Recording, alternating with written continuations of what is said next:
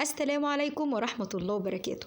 النهاردة هنعمل مع بعض كده طواجن أم علي، طواجن كده سخنة وتدفينا كده في الشتاء اللي احنا فيه، وكمان الأهم إن هي مغذية بالمقادير بسيطة وطريقة سريعة جدا. نصلي الأول كده على الحبيب، اللهم صل وسلم وبارك على سيدنا محمد وعلى آله وصحبه أجمعين، ونسمي الله. معايا هنا كده 4 معالق كبار من جوز الهند، ومعايا مكسرات المتاح عندك حطي.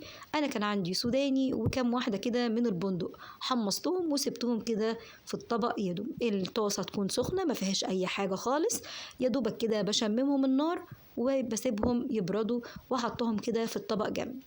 ومعايا تاني حاجه كده الرقاق. معايا رقاق كسرته قطع صغيره، وكده كده يعني بيكون في الكيس كام واحده مكسرين هاتيهم. جبت كده الطواجن بتاعتي، عملت كده كام واحد من غير ولا سوداني ولا مكسرات يعني ولا جوز هند. ابتديت ان انا احط بس كده رقاق وبس.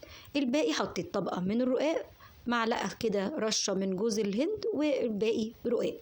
وعملت الطواجن بتاعتي كلها بالطريقة دي. ومعايا لتر من الحليب اللي هو اللبن، سبته يغلي، اهم حاجة يكون سخن.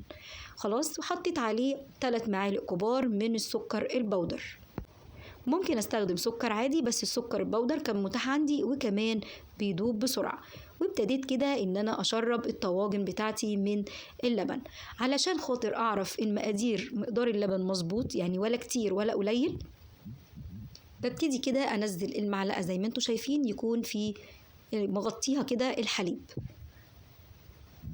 ومعايا كده الفرن سخن، مشغله الشوايه بس لان انا الرقاق عندي طبعا بيبقى مستوي واللبن عندي سخن. فخلاص انا كل اللي انا عايزاه ان هي تاخد وش التحمير بس في الفرن، فمشغله الشوايه. انا حطيت هنا كده قشطه من وش اللبن، انا بحوشها في علبه في الفريزر. ابتديت اللي انا احط طبقه كده على كل برام من الطواجن اللي عندي، وابتديت اللي انا افردها. طيب كده دي للي بيحب الحاجه تكون دسمه، تمام. لو انتوا حابينها تكون خفيفة، لو انتوا حابينها خفيفة بتدوبي معلقتين من الزبدة وبتسيحيهم كده، وبتبتدي ان انت تنزليهم على وش الطواجن. وبس كده، بألف هنا وشفا علينا وعليكم. بعد ما طلعت بنرص كده عليها المكسرات. ما حطيناش المكسرات ليه من الأول؟ علشان مش عايزينها تطرى معانا. والسلام عليكم.